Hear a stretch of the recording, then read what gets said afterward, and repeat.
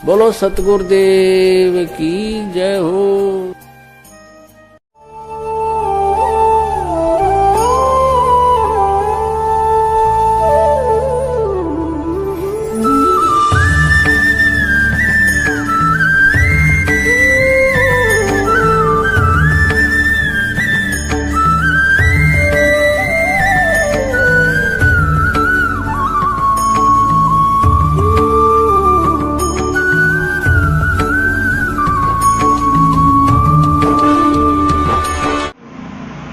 बंदी छोड़ सतगुरु रामपाल जी महाराज जी की जय हो।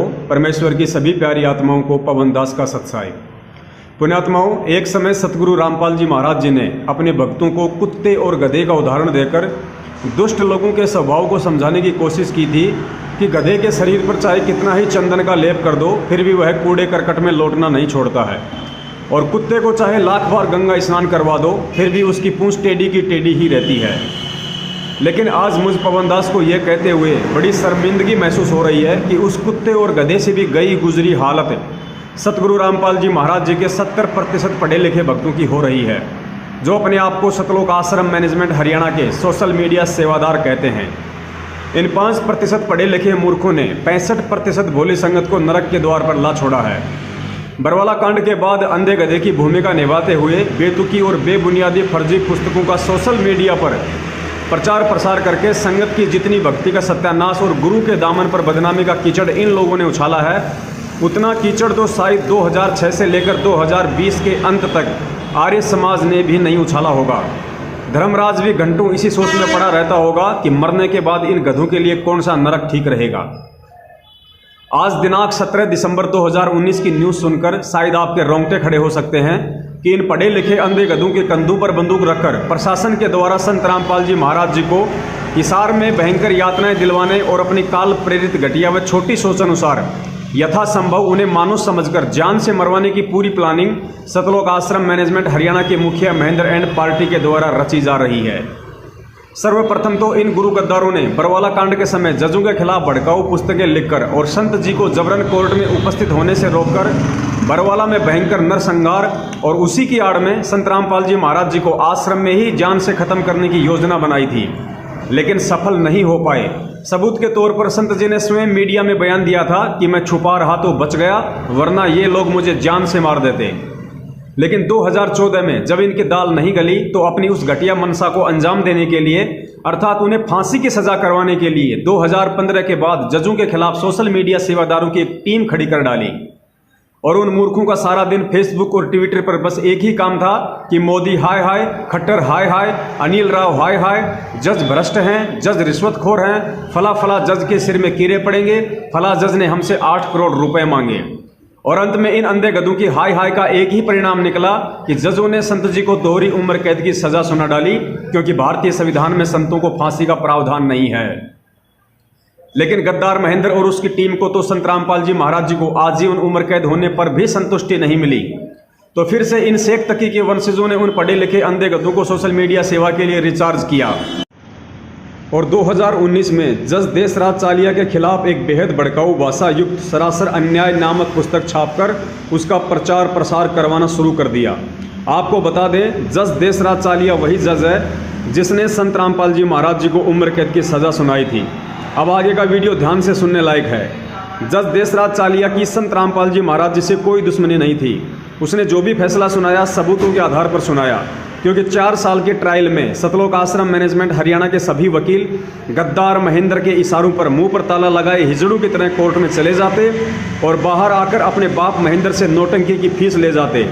तो अब आप ही बताइए कि संत रामपाल जी महाराज जी को निर्दोष साबित करने वाले सबूतों के अभाव में जज और क्या करता।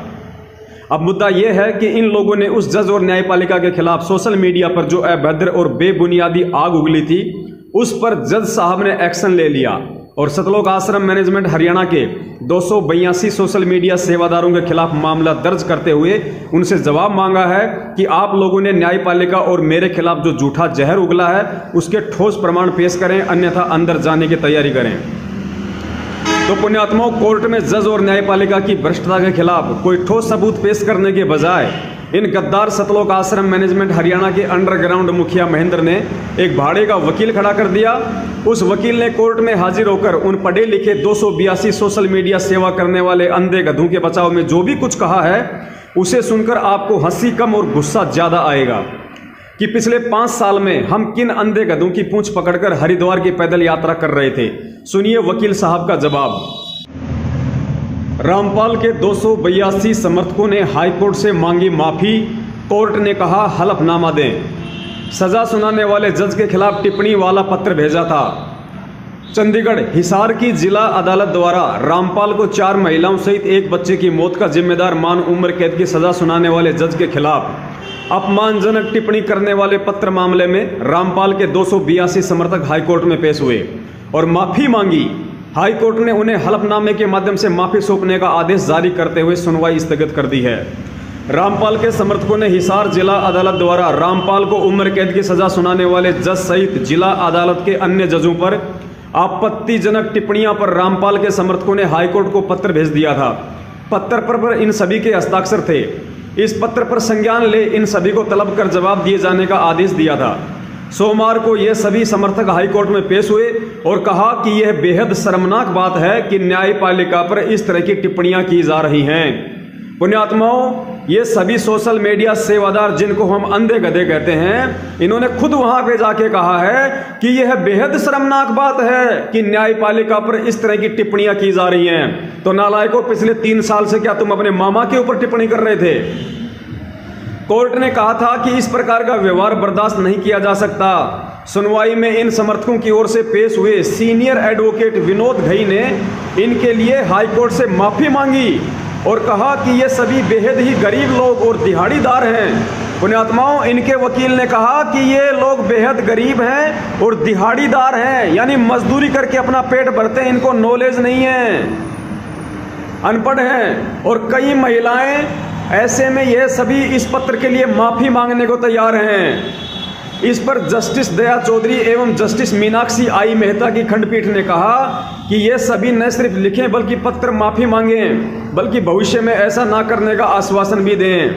इस पर दोपहर बाद इन सभी की ओर से हलफनामा दायर कर हाईकोर्ट ने बिना शर्त माफी मांग ली और आगे से इस केस में उन्होंने व्यक्तिगत तौर पर पेश होने से छूट दिए जाने का भी आग्रह किया गया।